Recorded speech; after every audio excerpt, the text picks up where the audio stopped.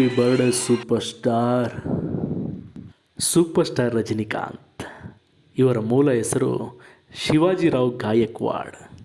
ಜನಿಸಿದ್ದು December 12, 1950 Bengaluru, Mysuru ರಾಜ್ಯ ಅಂದರೆ ಈಗಿನ ಕರ್ನಾಟಕ. ಒಬ್ಬ ಸಾಮಾನ್ಯ ಕುಟುಂಬದಲ್ಲಿ ಹುಟ್ಟಿದ ವ್ಯಕ್ತಿ ಬಸ್ ಕಂಡಕ್ಟರ್ ಆಗಿ ಕೆಲಸಕ್ಕೆ ಸೇರಿದ್ದು. ಆನಂತರ ಸಿನಿಮಾ ಕಡೆ ನಡೆದದ್ದು ಒಂದು ರೋಚಕ ಇತಿಹಾಸ.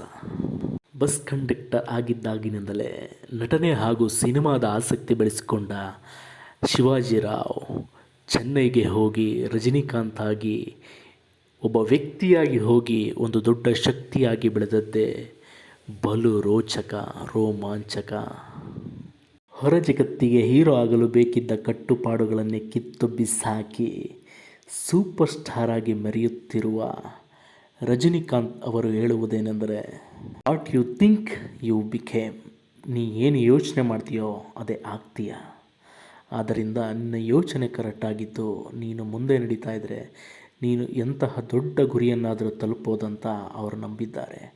ಆಧ್ಯಾತ್ಮಿಕವಾಗಿ, ಧಾರ್ಮಿಕವಾಗಿ ಹಾಗೂ ಸಿನಿಮಾ ಮೂಲಕ ಸಾಂಸ್ಕೃತಿಕವಾಗಿ ಪರಿಪೂರ್ಣವಾದ ವ್ಯಕ್ತಿ.